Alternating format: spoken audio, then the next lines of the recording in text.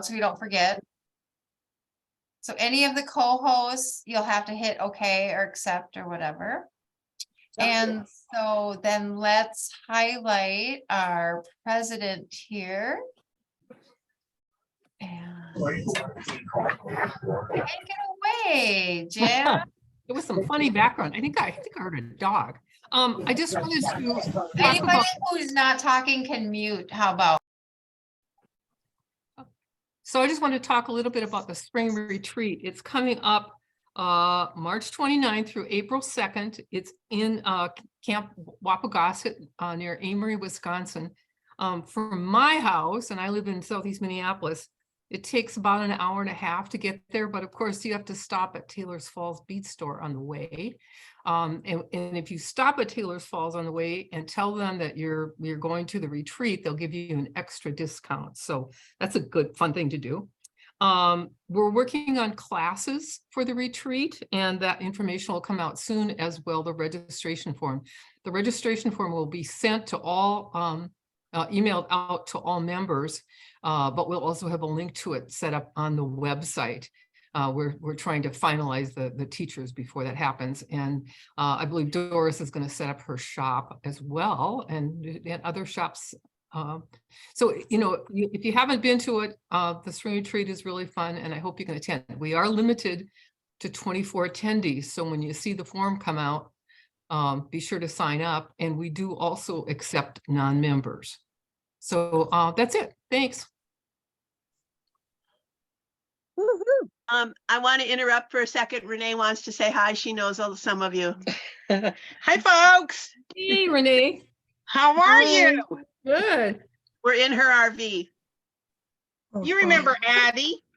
Oh, yeah, I do. Oh, my goodness. I would just like to say there is an extra charge if you are not a member and you want to attend retreat. And I believe for retreat, we are just accepting checks. Is that correct? That's correct. And we'll hold the check until the retreat in case something comes up and you can't make it to the retreat.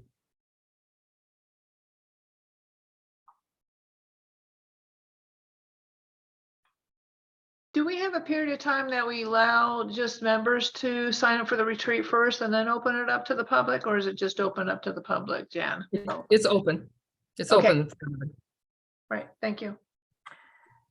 So I would like to thank people who have renewed their membership.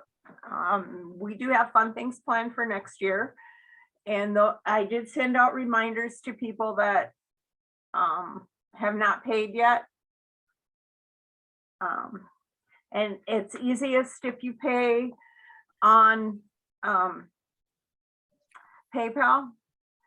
And if you do not have a PayPal account, I can invoice you and you can still pay with PayPal.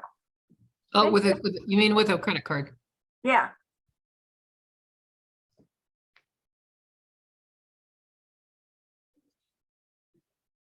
Remind all your friends who haven't paid, and we'll have all our members for next meeting. I'd like to say too that PayPal is the best way to pay because it goes through right away. And if you pay by check, there is no discount any longer. And it will take a while because it has to go to the Textile Center post office box. And the Textile Center has kind of wacky hours. So sometimes people, their membership is delayed significantly. So if you go to the website, umbs.org, right, and go to membership, there's a button you can push if you have PayPal. If you don't, then just message Becky Pancake and she'll send you out an invoice and you can pay with a credit card, and it's easy peasy. And the reason we're using checks only for the retreat is it gets a little complicated because of the number of days and hours people are going to come. So if we mix that in with PayPal, we would get terminally confused, and we're already confused enough. So we're just going to do the old fashioned way this time. Good. All right. Any other announcements? All right, then I just want to mention our Let's Be Live that we've got coming up on February 18th. It should be a whole lot of fun. We have in the house with us, Diane Fitzgerald, our founding mother, will be teaching via Zoom here from Bobby Bead. And it is a brick stitch basics and shapes, all about the shapes, how to make shapes with brick stitch. And so she's got a pattern also that's on, everything's on UMBS.org calendar page. And so you can download the pattern and get supplies and bead along and learn from our founding mother, who started this great bead society in 1989. And so we're very happy to have her teach again, because brick stitch is just so amazing. You can do so many things. And so we're looking forward to that. And then after that, so that's from 1 to 2 p.m. Central. And then from 2 to 3, we have a special trunk show from Amy Katz.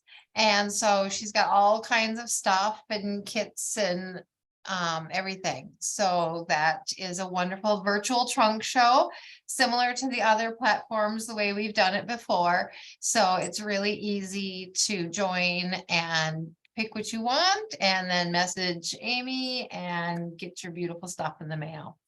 Then in our March Let's Bead Live, also check out, and Lisa Dooley will be teaching a wonderful bracelet pattern. It uses ginkgos and symbols components, and she has kits in like 4 different colorways for it. So you'll have plenty of time, like 6 weeks, to get your kits and or get all your ginkgo supplies together and get some symbols, and it's a really fun bracelet. And then after that, she's from 1 to 2 on March 18th. And then from 2 to 3, we'll have Roberta Sorensen doing a polymer clay demonstration. And it's called Makugami, I think. I think she just joined. You can probably correct me how it's pronounced. So it's really fun polymer clay. So we have really great activities, and it's February 18th and March 18th.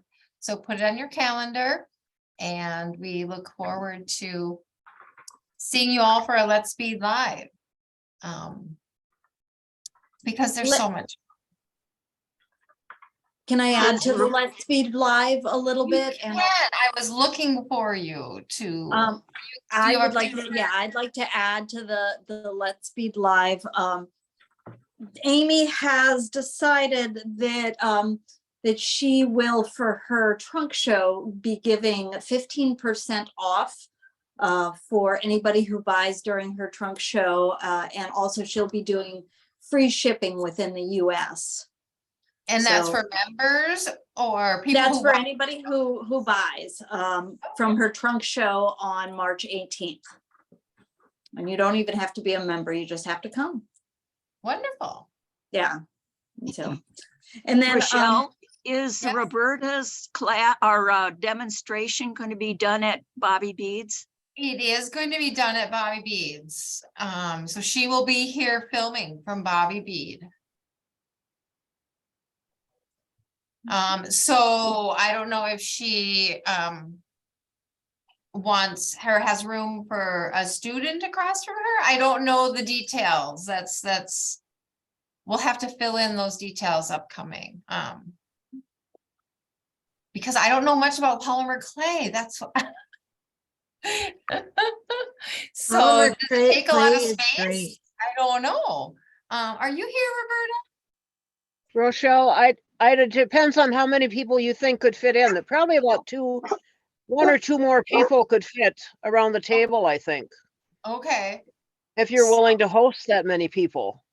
Well, by looking at the space, because we have the 2 6-foot tables like at a T. So, and so, yeah, I think, usually we had Beth and Shelley here one day. And we'll find out if Lisa will be here teaching. And so then how many spaces we would then have, because I think we can fit 4 people back here comfortably. And I can always like be on my desk. I don't have to be in the playing field as well. So, you know, I could maybe make room for one more. So, and people then could still shop the wholesale room, which you can see behind me.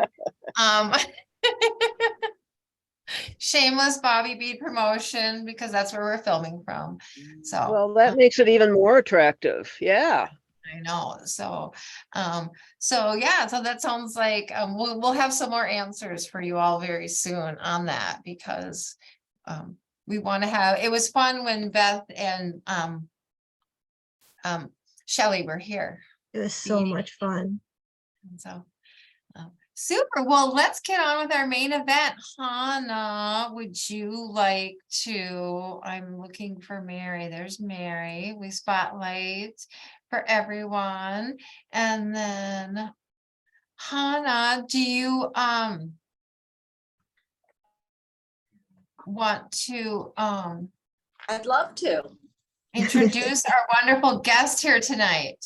I would love to. Well, Mary Karg is our wonderful guest tonight, and I'm really excited to introduce her to you guys because she's doing stuff that we've never really shown here at the Bead Society before.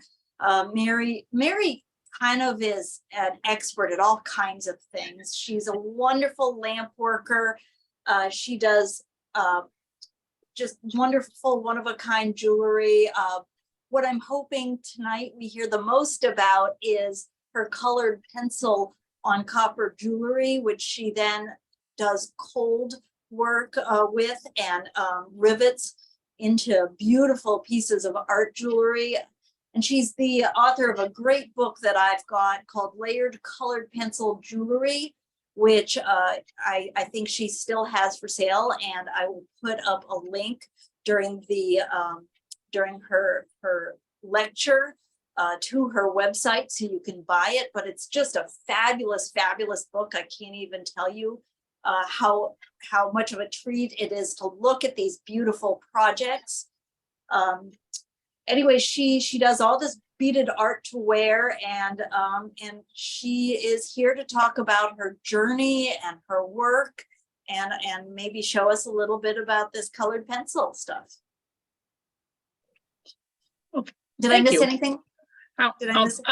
I don't think so. I don't know how much of an expert I am on everything. I kind of feel like I'm more jack of all trades, you know, master of none. I always say I have sort of a short attention span. That's why I do the lamp work and the metal smithing and the bead work and, you know, crochet a little bit. And I started taking a drawing class this year just for fun because, you know, it's always something different to play with, and you never know how that's going to play into the other things you do. But why don't I just start my little dog and pony show here? I have a little PowerPoint presentation, and hopefully I can not screw it up here. There we go. So I call this the accidental artist, and how I went from a power suit to crud under my fingernails. Because well, I can't, let me move this over.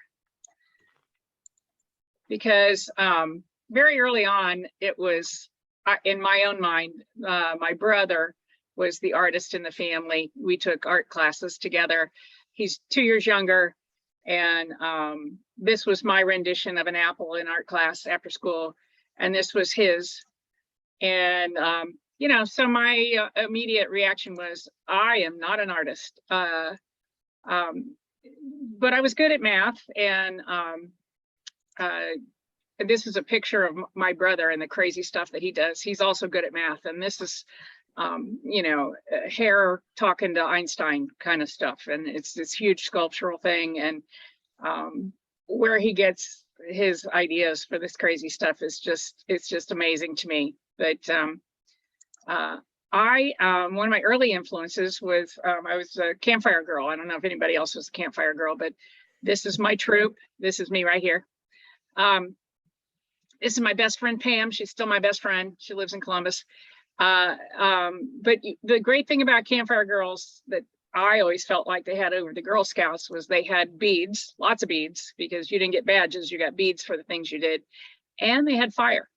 They also had candy, which is also an obsession of mine. And, you know, we can talk about that at another time, but it's an issue. I come from a long line of makers and lover of tools. And this is my grandma, my mom, and my grandpa. My grandpa was an architect. My grandma, I think she needle pointed everything. And if you sat still long enough, you got some on you too. This is a picture of my dad.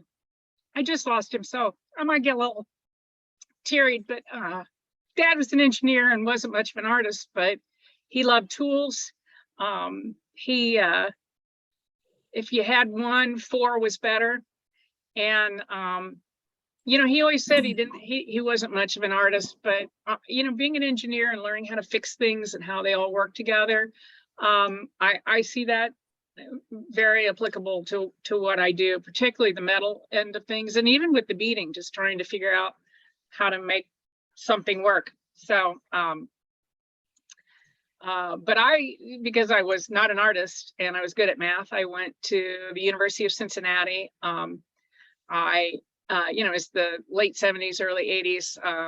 I have a degree in business, which cracks people up when they, you know, meet me today, but I have a degree in finance. I can barely add in my own head anymore, but you know, it has come in handy when you're in business for yourself a little bit. And along the way, I met this guy and, you know, got these girls, and Gary got transferred quite a few times. And fortunately, we always stayed in Ohio. And honestly, it was not always the funnest thing to do, to get transferred and start over new somewhere. But looking back, when I ended up in Columbus, I started taking metalsmithing classes in the Cultural Arts Center downtown Cincinnati. As part of the Parks and Rec department. And these were some of my earliest pieces.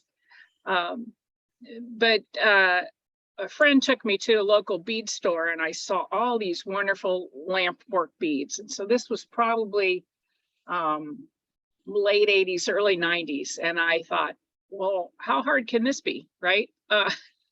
We moved to Columbus, or from Columbus to, oops, went too fast, from Cincinnati.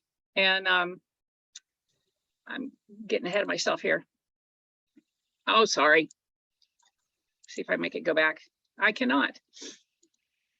Anyway, we moved from Cincinnati to Columbus, and the first week we were in Columbus, or back in Cincinnati, I went to the bead shop there, and she had classes signed up, and I was, instead of unpacking my stuff, I was taking a lamp work bead class. And you know, I was just hooked. Fire and pretty beads and all that kind of stuff. And I did that for a really, really long time. And I started traveling a bit. I was doing all the different shows all over the country. And I got some recognition, being in some books and winning some competitions and stuff. And I really burnt out doing all that traveling. And I kind of decided to stay home.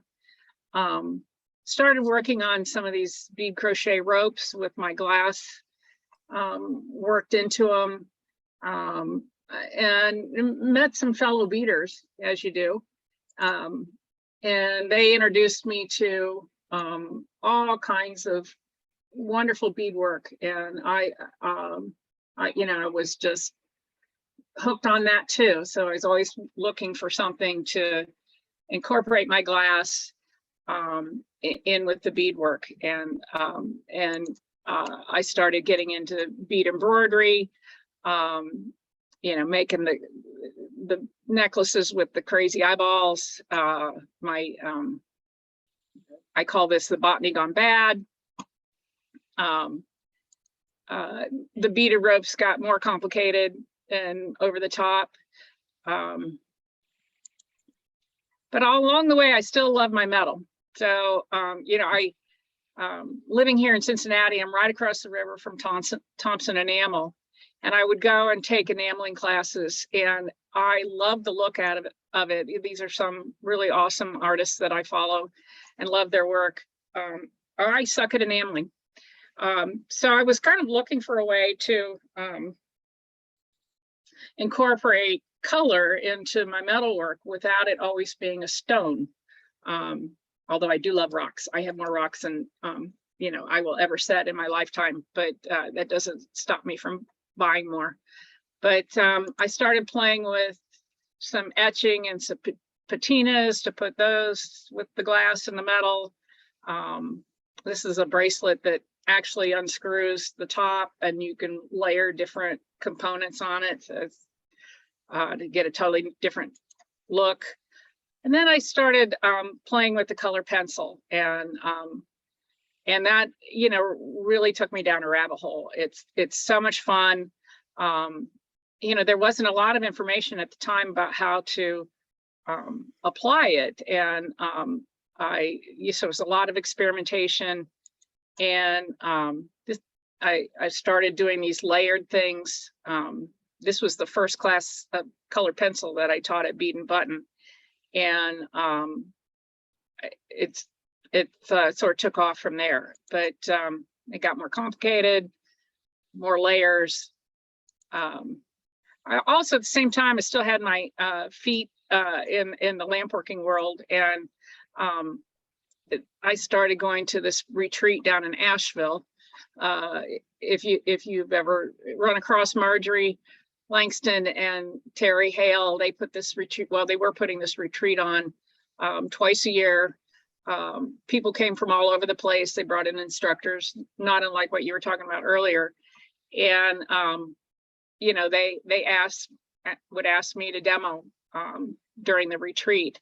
And here I am showing them something. I call this picture the 2 glasses and the 3 chins, but it's not terribly attractive, but that's me doing my thing. I started collaborating. One of my really good friends and I, Koska Fjord, she's a fabulous wire weaver. She's got a lot of books out. And so we started collaborating and doing some projects together, putting some kits together, classes together, Bead and Button and all over the place. But these are some of those. In 2015, Gary and I bought the little house, my clubhouse, and I moved my studio into here. It had a gallery in the front, still does, teaching space in the back. Upstairs, there's a full bedroom and bathroom, so I could bring teachers in to do workshops. And my plan, when I wrote the book, but my plan when I bought this was so that I wouldn't have to travel quite as much to teach, and I could bring people in. And I was really gearing up to teaching more at home. And then the pandemic hit. And so, of course, everything that I had scheduled just, you know, got blown up. But I realized that as much as I like being around people and that energy that you only get from an in-person class, you know, I could stay home more if I had some different outlets online. And so, you know, I've always had my website. I started on the online learning platform Thinkific, where I have several classes, YouTube channel with some free videos. And I, particularly during the pandemic, I started my own private sales group on Facebook. And, you know, I'll periodically have sales there. I have been trying to do them, you know, once a month, but, you know, that doesn't always happen, particularly this time of year. But about the same time the pandemic hit, my parents started needing more care, and my dad was diagnosed with Alzheimer's, and my mom is legally blind, so I took over all their stuff, moved them down from Dayton to Cincinnati, and you know, they have been big focus in the last 2 years also. So staying at home and pandemic sort of, the perfect storm for figuring out all this online stuff. I'm still not great at this particular Zoom thing, but doing it live, it makes me nervous. And the technology's kind of a little bit over my head, but the pre-recording it and uploading videos, I can do. This is I've recently kind of really gotten back into the metal. Of course, I'm putting the color pencils still in. It's just, like I said, I have a short attention span, and right now it's the metal, and I'm enjoying it again. The only class I have scheduled this year is this class with the color pencil and the little frame. We're going to make solder this little frame. It's got little prongs on the back that it's like a picture frame. And so we're going to draw our little pictures and make our little frame to wear. So, and I think that's the end of that. Let me see here. I can pull up, maybe stop the share. Here we go. I have some video if people are interested, if they want to see a little bit of the process. Let's see if I can share that without too much trouble. So let's see, where is it?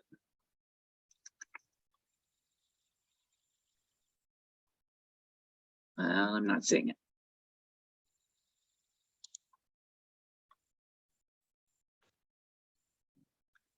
Sorry. Let's see.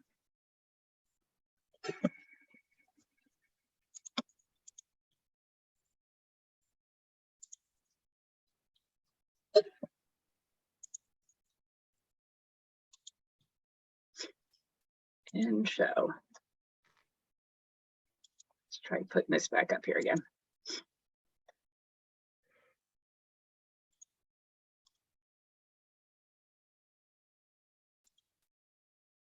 Well, I don't see my. Weren't you sharing it from the YouTube channel when we practiced? Yeah, I was trying to. I can't seem to load it up. Let me see what do I got here. I had it all ready and to go. Now let me see if I can't call it up here. Well, here's my Thinkific site, maybe.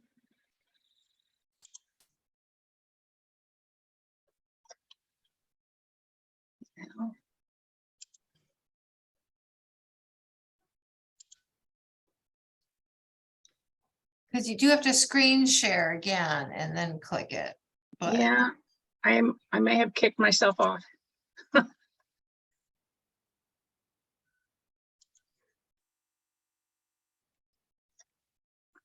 right, where are you guys? There you are. There you are. That's, so you do have to screen share to then Yeah. open up a video. I know that. I know, and it was coming up before, but now it's not. Yeah, because I remember we had it running. Yeah. Any idea, Hannah?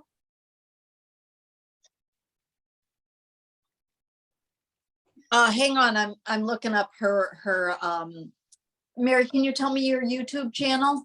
It's Mary Karg, I think. Mary Karg Designs. Okay, hold on just a second and I'll see if I can't bring it up, okay? Okay. Sorry about that. It was working fine when I practiced today. I know, yeah. I remember seeing when we practiced Friday too, or Yeah. Thursday. Okay, I've got, which video are we looking for?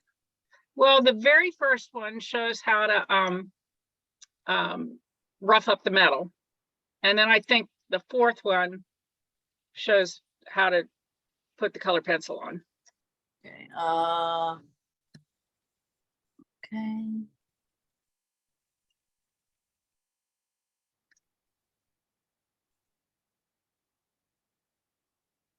It's See just if weird. I don't know if I can do, let's see.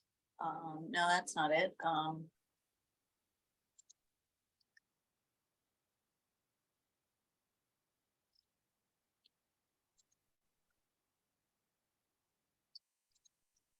That's not letting me do it. Let's In the see. advanced sharing, or where are we? Let's see. Let me try this. Oh, there's something Oh, wait. starting. Oh, I don't know what's going on here now.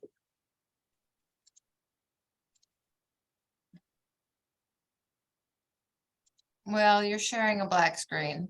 Yeah, I think it's my old computer. We're getting there, folks. Thanks for your patience, everyone. Yeah, I think it's my old computer. I don't think it's gonna let me. Let's try that. Okay, here we go. Is that showing? It is. Welcome to YouTube Okay. Studio. Let's see if it'll let me do it. Here we go. My channel. There we go. Cool.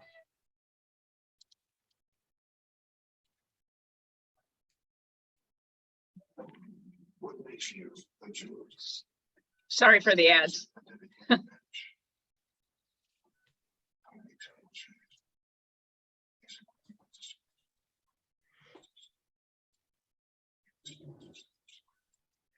There we go.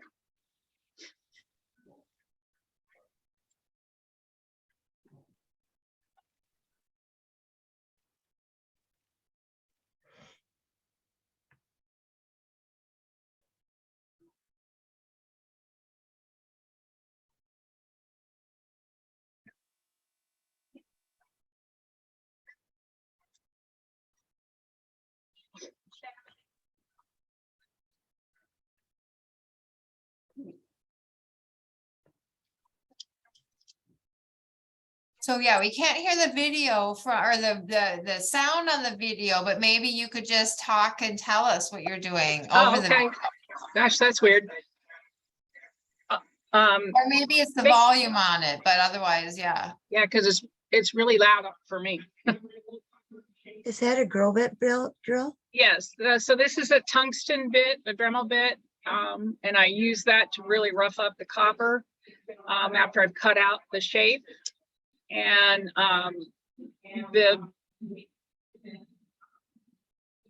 the way I do it is to get it almost like it's been, it makes it rough sandpaper, almost like it's been sandblasted, and that gives the metal tooth so that the color pencil will adhere to it.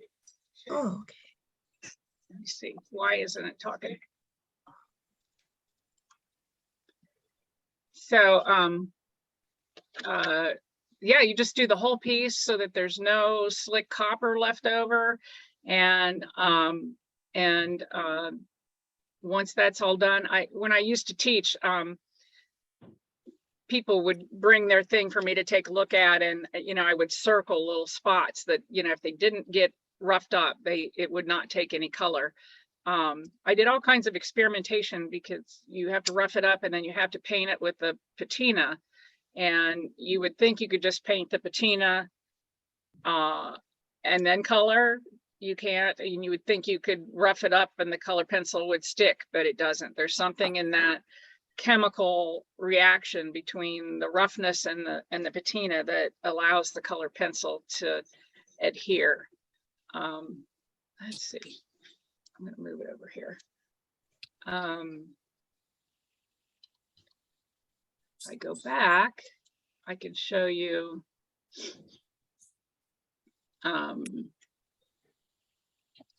let's see. So this is the process. More ads.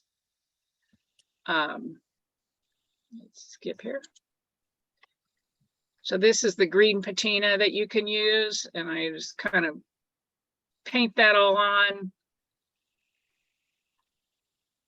Let it dry.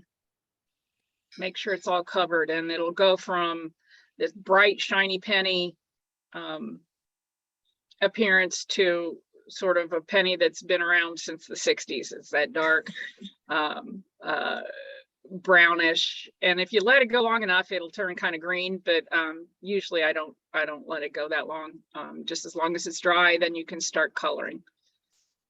And if you notice that some part is not taking, then you can take your bit back and rough it up again with your Dremel, and then repaint it, and you should be good to go.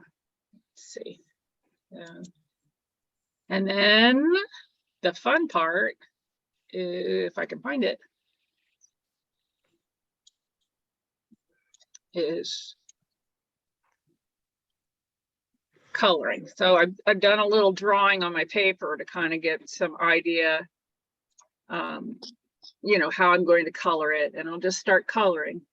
And as a rule of thumb, I go from light to dark and light again, and I kind of blend it with my hands to kind of really burnish the color into the teeth of the metal. And then I can add more and more color, give it more depth.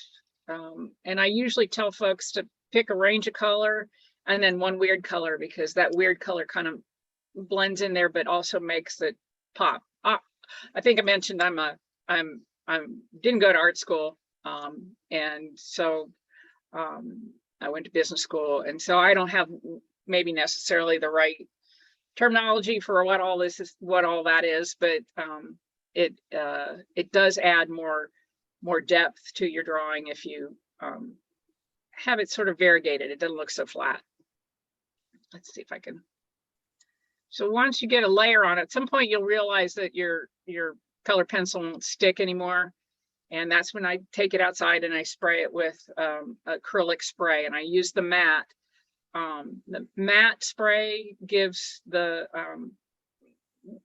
leaves sort of another tooth on top of that layer of colored pencil, so that you can go back in and color in add another layer, which gives it more depth. And then I usually do 2 or 3 layers, just depending on what I'm coloring, and then I do a final seal of color of acrylic spray, matte again, and a little Renaissance wax to seal it all in. And then sometimes I'll put little dots of acrylic paint. I like the metallic to give it a little character, if you will, another little element of the design. And then I can proceed from there to, in this particular example, I'm riveting on a ring. I made that into a pin, so I would rivet on a pin back. You know, if you're going to solder, you would do all your soldering before you color, because fire is not color pencil's friend. I'm trying to see if I have a. Let's see. So that's kind of how he looked when he was finished. Let me go back here. And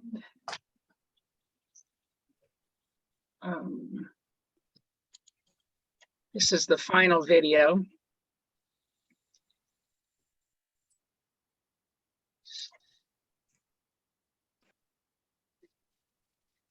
And this is how I line up all the little pins, and I use crimp tubes to space in between the layers, and that gives it some dimension. But it's fiddly with all those little pins, and the older I get, the harder it is to handle all those little things and see them. But and then I'll rivet from the back. Let's see.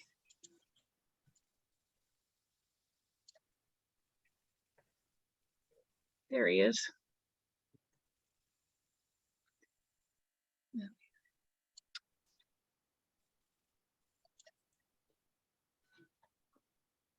And there's the pin back, and I'm riveting. So when I first started metalsmithing, riveting was the bane of my existence, because you basically take a little tiny little piece of metal wire and you hit it with your hammer just to flare it ever so slightly to catch the sides of a hole that you've made. And I do it differently than the way most places will teach you. I cut it, cut it really tight, really down to the edge of the metal. And the kind of the secret is to get the hole that you've made so it's so very tight with the piece of wire that you're using. And these I use the solid brass. They're escutcheon pins. If you've ever done any basket making, that's what they use for the baskets. And they make nice little rivets. They've got kind of that gold little ball on the end. And here I am. I've riveted and I'm forming the pin back. So the catch. Let's see if I have a picture of what he looks like at the very end here. Putting on the Renaissance wax, which gives a nice texture. This is the pearlescent. I put some dots on his wing and on his eye to give it some character. Let's see what we got. And there he is.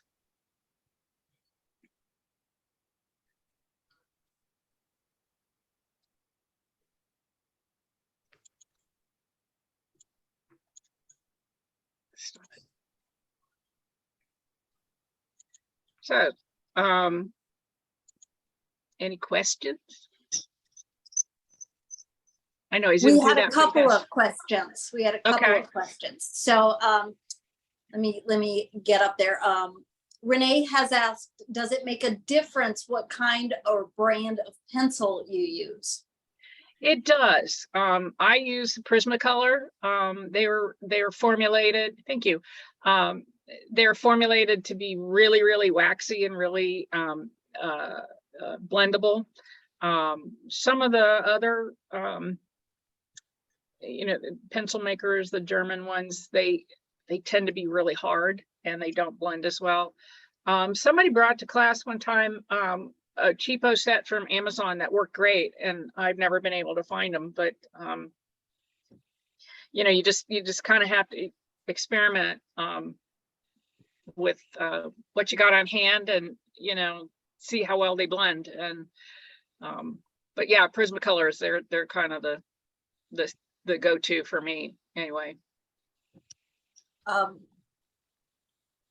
Paulette she says you use Jack's patina, and how do you use this product again with the color pencils? I use either Jack's or Modern Masters.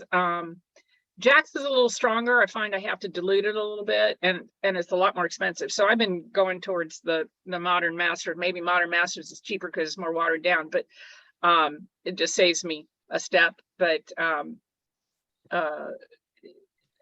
either works fine. Somebody asked me if I could use some of the other colored patinas, and I would think they would work. I've never tried it. It's just the green worked from the get-go. It's what I had to turn copper green, to give it that, Statue of Liberty vertigreen look. So that worked for me. And that works as a base that you can then, so it's sort of like a base between the bare metal and the color pencil, right? Right. And there's other artists who use gesso or gesso, I don't know how to say it, and they paint it and then let it dry. And that I never had much success with using that. I just had trouble getting it to blend as well. And I know some people use that and then we'll stick it in a like a polymer clay little baker oven, toaster oven kind of thing to melt the wax. People use turpentine. I never had success with that method for myself. But the green patina and the color pencil and the matte acrylic spray just work like a charm for me. So I stick with what works, and you know, didn't need to reinvent the wheel, I guess, or try something else. And Rochelle has asked that you tell us about the large ring that you're working on in the video. The large ring that I was working on. Maybe Rochelle will come on and describe it to you so that you can tell us. Okay.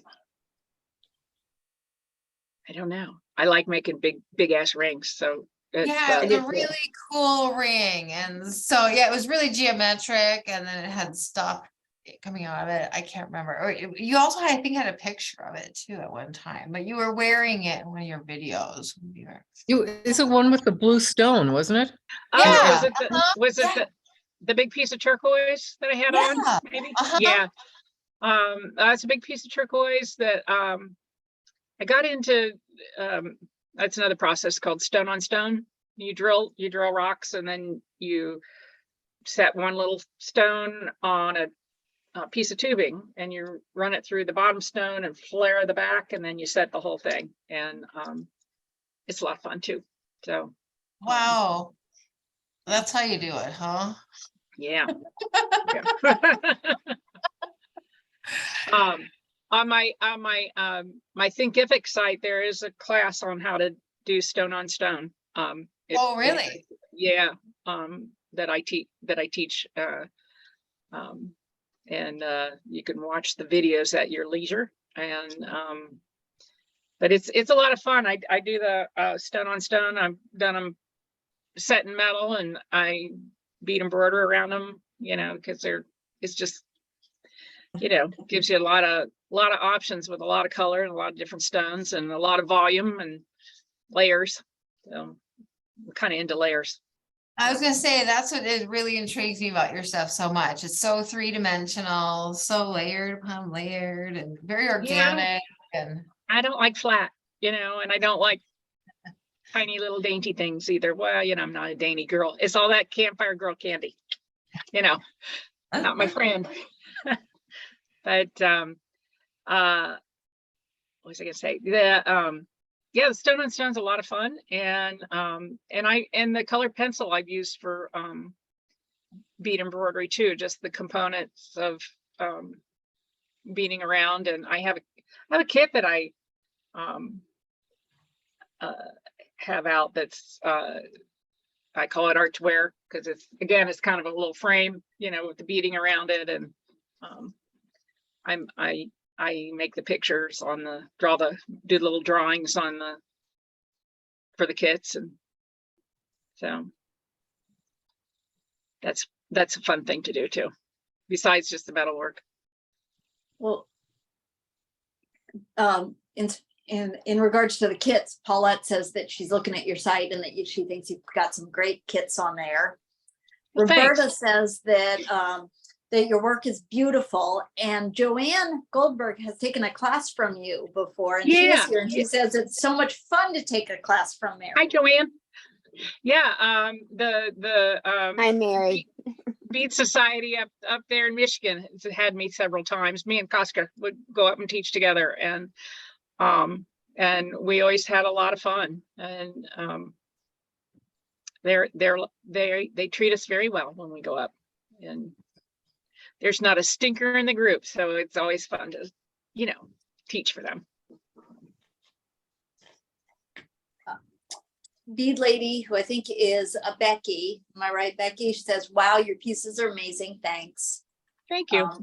Thank you. Gail says, Mary, I totally share your love of tools, only became more obsessed when I learned how to make lampwork beads. I haunt the toll tables at antique shows. And thank you for sharing this technique. Oh, you're welcome. Paulette would like to know whether or not, it's Brenda would like to know if you can use other metals besides copper as the base for your pieces. So could you like rough up a piece of brass or? Sure. Or, yeah, I actually took a steel class with Bet Barnett. I don't know if you've run across her work. but yeah, I roughed it up and put color pencil on it, and it took it really well. I have several people that have asked me about silver, and I guess I'm too much of a metalsmith to cover up silver, and it's too expensive. You know, I mean, why not use the cheap old copper, you know, to color up, rather than the $27 an ounce silver, you know. So I get the great big roofing copper from Menards. I don't know if they have them where you are, but you know, I haven't bought one in a while because I haven't been teaching, but a 6 foot by, or no, a 10 foot by 6 inch roll of copper. It's about 26 gauge, so it's fairly thin, and you can cut it with your metal shears. I like my Joyce Chen kitchen shears.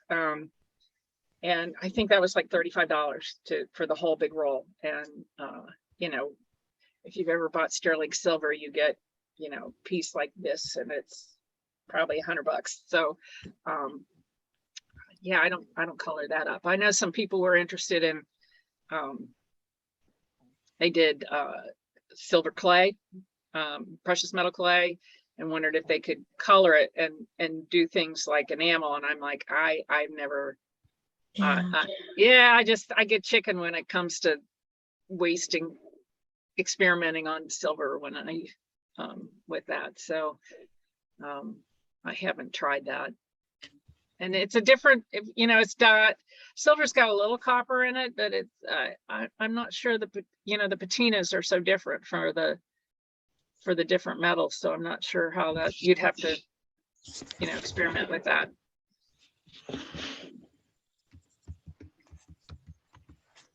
Roberta would like to know if you still teach classes at your shop, in case she just happens to be passing through.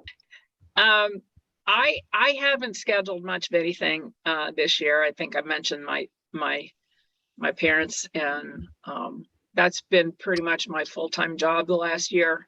So you know, I'm hoping, I've got people that want me to. I'm hoping that maybe I can start some of that again. I haven't, other than having a couple friends over for a play date, I really haven't scheduled anything in the class. But you know, if you want to come to Cincinnati and have a play date, I'd be up for it, you know. So as long as you know, in case I have to go run and get mom something, you know, that I'm trying to get her to get comfortable with the lift, so I'm not on call 24/7, but it's a challenge. Is there any tricks with when you're working with like old copper, not brand new copper? What if it's already patinaed, or is just as long as you clean it, you're fine and you buff it? Because I have piles and piles and piles of scrap because my husband was an electrician for 18 years. And so I have lots of old scrap copper all over. And now I think once you find you take that Dremel bit that's so rough, your copper will look brand new. It'll be nice and shiny.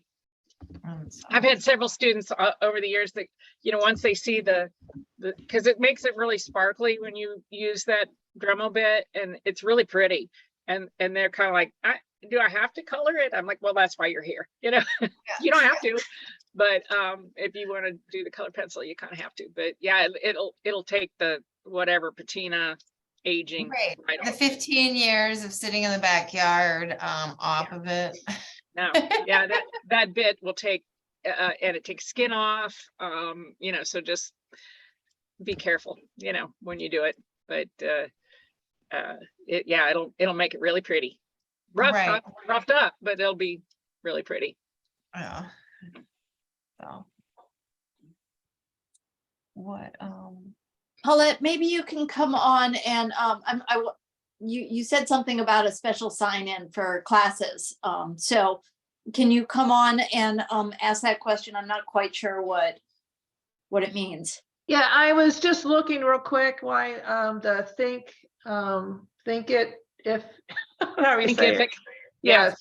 And so when I just asked, you know, went into it, it said you can, you know, find out how to use it.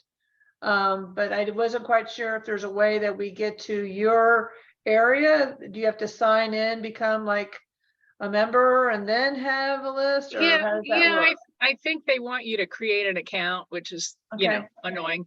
But I mean, you can watch the all the Kingfisher videos on YouTube. There's a little video on how to drill a rock on there. You know, there's little promotional videos that I've done for different things, but the Thinkific has the stone on stone and setting, prong setting. It has the wire weaving class, which is also stone on stone, but and color pencil and wire weaving with Kashka. I'm currently working on some a video of the class that I'm teaching at Craft Summer with the color pencil and the little frame. Working on a little video class to do some bracelets, some metal bracelets. But yeah, they want you to set up an account, and then you just look for me, you know, Mary Okay. Karg. That's what I was thinking. That's what it was, but I just wanted to double check and, you know. Yeah. Okay, cool. Thank you. You're welcome. Oops, sorry. Hold on. So the other question was, the type of bit, did you say it was a tungsten bit, or can you use any, you know, metal bit or diamond bit, or what is your? I tried all kinds of different things, and the one I found that works the best is it's a Dremel bit. It's called a structured tooth tungsten bit. And if you look at the little free videos, it's got a little supply list, and it tells you the number that I use. I think it's 9933 Dremel bit is the number. And it's the one that has worked the best for me in getting that roughed up and that much of a tooth. When I first started, I was scratching it, you know, and of course this was 20, you know, not quite 10 years ago. My hands weren't quite so arthritic, but boy, it hurt, you know, to sit there and scratch the whole piece up to get that much tooth. And so I tried all different kinds of bits to see, you know, because I like power tools. I am my father's daughter. And this bit just worked really great, and it's really abrasive. But like I said, if you're not careful, you can, you know, take layers of skin off, you know. Gotta suffer a little bit for your art, but my youngest daughter used to travel with me on occasion, particularly for bead and button, and you know, I told her to put all her stuff back, and you know, she caught her shirt and it, you know, just chewed the crap out of it, and it's easy to do. So, you know, you just gotta, the whole metalsmith safety precautions, you know, it's I mean, that's one thing about beading. It's hard to hurt yourself, except for maybe a occasional needle. But metalsmith, you can set yourself on fire, you can drill yourself, you can take off skin, acid, you know, all that lovely stuff. But it's so fun. So.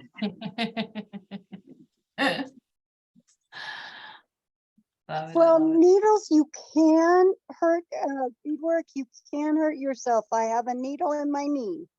Oh, ouch. That's a story. Yeah. That's from beading in bed. Don't bead in bed. That's what that means. I I rolled over on it, never felt it, and it's stuck there till I die. Oh, I am guilty of beading in bed, but fortunately I never got stuck. So that sounds horrible to have it in your knee. And so you've got so many different did things. not know until they did an X-ray. And I went, look at this. Now I have woken up and had, you know, beads stuck in my skin on occasion from trying to crochet and then falling asleep. Yeah. Same thing. So what is your favorite? You've been bead crocheting, you've been metalsmithing, lamp working, I mean, or is it just the ADD jumping around? You love them all? Yeah, well, you know, I always find like if I'm a little stuck, you know, in one thing, you know, if I go and do something else and kind of gets me unstuck. And you know, you can take a bead crochet rope on the road with you where you can't take your torch and your hammers and stuff and do that in the car. But yeah, I think having there's some advantage. I envy the people that can be very focused and, you know, have a very cohesive look to their work, which I do not have. But I just think if this is driving me crazy, you know, I can't figure out how to make this work the way I want it to. And you know, so I said, okay, well, I'm gonna put this down and I'm gonna go make beads, or you know, hell with it, I'm gonna go home and do some bead crochet or some you know, bead embroidery. And you know, sometimes getting away from the thing that's kind of driving you crazy, or you know, or if you get there and you don't know what you really want to make that day, then you can go make some little spacer beads, or you know, crank out another rope. So yeah. I love it. Absolutely love it. This has been so much fun. People, I keep saying thank you for your presentation and very interesting. It's because we've never been dealing with metals and to this extent before. And so this is Well, I like to think the colored pencil thing is sort of the gateway into gateway drug into metalsmithing, because it's very much a beginner class. And you know, even if you don't want to go on and do any kind of metalsmithing beyond that, making the colored pencil piece, you can always use them in your beadwork. And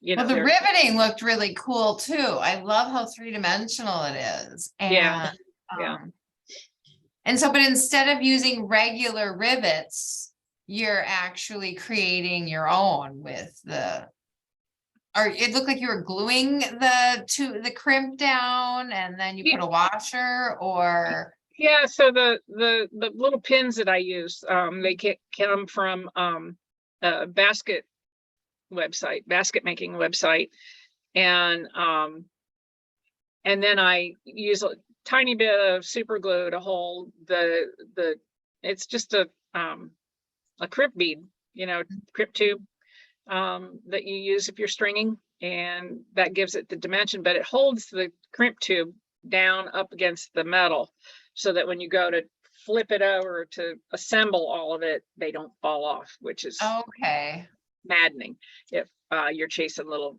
crimp tubes around. So it holds everything in place so that you can get the layers together and then rivet. Gotcha. Okay. That was but really you can you can rivet with just a little tiny piece of metal. I make some earrings where I've got a glass disc in between two. I call them tweezer. Well, my girls started calling them tweezer earrings. They look like little tweezers holding the glass disc, and that's just a tiny piece of silver wire that is run through the two pieces of metal and the bead, and you just very carefully flare that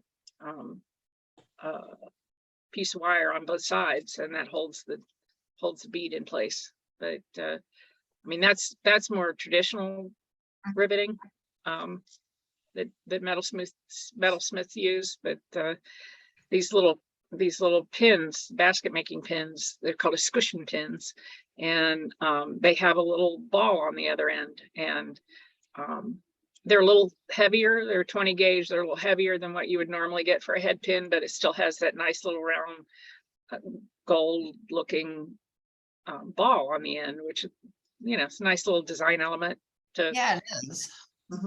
put in your pieces. Absolutely. And so then do you punch the hole in the metal first, then before you do that? Yeah, drill- I'm drilling with the Dremel, or I use a flex shaft, but you can use the Versus Dremel. the hole versus the metal punch? Yeah, they don't, I wish they would make a metal punch that is small enough. I think the smallest one that I've ever come across was 16 gauge. And I'm using 20 gauge, which is a little more refined look with the pin, and it's 16 gauge gets really big and really noticeable. I mean, has its place obviously, but it's a little bit bigger rivet than what I would want to use. Gotcha.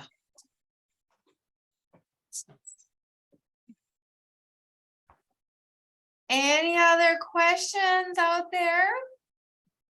We just keep having thank you, thank you, thank yous. Well, you're welcome. Thank you for having me.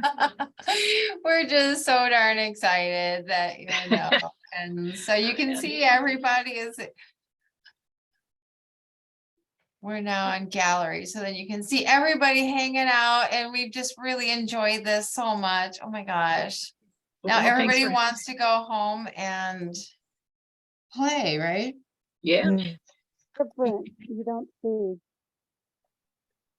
I'm sorry. Nice. It seems like something different that you don't see very often. So yeah, it was very nice. Yeah, it's kind of a different medium to work with than than your traditional enameling. Like I said, I tried enameling, and I'm not good at it.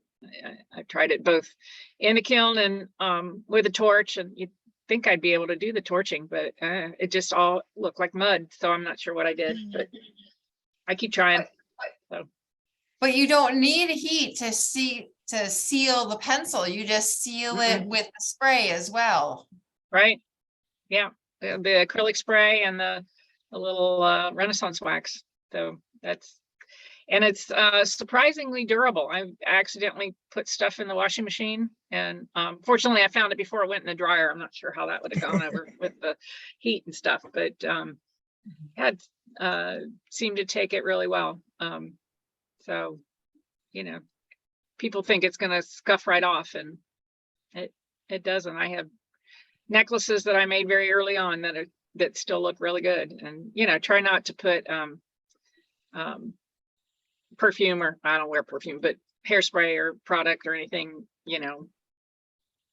do that before I put my jewelry on. Right. Yeah. Bug spray is really bad on those acrylic. Bug spray is bad. I ruined a watch spraying myself with bug spray. It totally etched the watch face. I was just astounded. I'm like, maybe this isn't so good to put this on my skin if it's doing that to my watch. So yeah, but mosquitoes. And so, but what do people say when they're like, well, copper bothers my skin? So should you cover the back of it too for those people that are that way, or because of what you're doing and the spraying, there's no. Usually in my pieces, there's not copper touching the skin. On the back part of it? Yeah, it's got another layer of either silver or brass. I will seal the brass usually with some acrylic, because it's a fair amount of copper in the brass. But yeah, if it's going to come in direct contact with your skin, you might want to seal it in some way so that it doesn't bother you if you got a problem with it. It'll turn you green. So we just hear that feedback from customers about the copper that's not and the patina and all that, and so it can be a problem up against your skin, but put a barrier in between it and you should be good to go. Sounds like a good idea. So that's how you spell that word. ESCUTCHEON. Thank you. I'm just like, okay, basket making. I mean, are you kidding me? So thank you, Roberta. Um, I know, weird little word, weird big word, I guess. Yeah. it is. I'm sure that some fifth grader could spell it, you know? Spelling bee quiz. Exactly. Mhm. But you know, once you get your spell check, then you like forget how to spell everything. Yeah, it's true.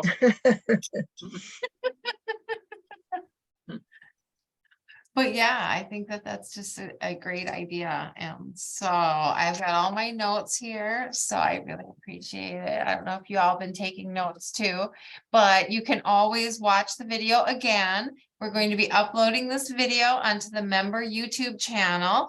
And so all the comments and everything will be in there and all the links. So then you'll be able to Yeah. check them out all over again. So then you can also tell other members who couldn't come tonight that they can watch it as well on the private YouTube channel. Pretty soon, I think the password is gonna change because, you know, it's a new year. So look for your emails for the new password to get into the blog page and on the YouTube channel page. So, because the members only password will change. Yeah. And feel free to email me. Got any questions? If you decide you want to go down the rabbit hole of color pencil, I'll be down there to help you out. Thank you so much, because we always forget halfway through, like what were we supposed to do? Yeah, I'm taking a class starting tomorrow online, and one of the first things I asked was like, are you going to record this and can I go back and look at it? Because my brain, my 64-year-old brain is mush, and yeah, so It really does help. And so we put, once again, marykarg@gmail.com in there for you. So we just really appreciate you sharing all your knowledge and inspiration and all your thank you. tips. Thanks for And having me. this has just been so much fun. Thank you so much. Any other everybody is just like, hi, Shelley. Out there. And so I know some of you are got your cameras off, but we love seeing all your faces at all of our member meetings. And so we thank you to all the new members and the renewing members. And so I don't know if you know, but because so Mary is one of our new members. So please welcome her to the fold. And so hopefully we'll see her more and more too. So Yeah, this is fun. yeah. Mary, I don't know if I still owe for dues. You can talk to Becky about membership and when your year comes up. So Becky is the new membership coordinator. So bpancakebeads@gmail.com, right? Is that your email? Correct. Cool. So Becky, any membership questions, go to Becky. Becky, isn't your membership date on the membership card that you send out? It has the month and the year, Yeah, okay, that's how you tell. and I will put Mary in as soon as this meeting is over. Yep. And so, yeah, so if you wanted to know, because usually PayPal like sended you a reminder that you're due again. And because we had to raise our membership $4, we had to redo the whole PayPal thing. So it's no longer sending you a reminder. So sorry about that. So that's why, if you're just not sure, look at your last membership card and it would be that month, right? Same thing, renewed. Okay. Not sure I have a membership card. You would have gotten emailed it last year when you Okay. joined, Okay, but that would figure be, it you'd out. have to If search you have your, a question, Hannah, just email me. everybody email Becky. There you go. It's the new member board this year. So Jan is the new president, Becky is the new membership. And so don't bug Barb anymore. She's our secretary now. So thank you so much, and be sure to check out for all the events coming, and they'll be posted on umbs.com and in the private group on Facebook. And remember, you can post stuff in that private group as well for other people. So if you have things coming and going, please use our private group, Facebook group, for what it is to keep us all in touch together, right? So thank you so much for your connection, and we'll see you for our Let's Be Live on the 18th. Great. And Thank I'm you, going to everybody. stop recording so that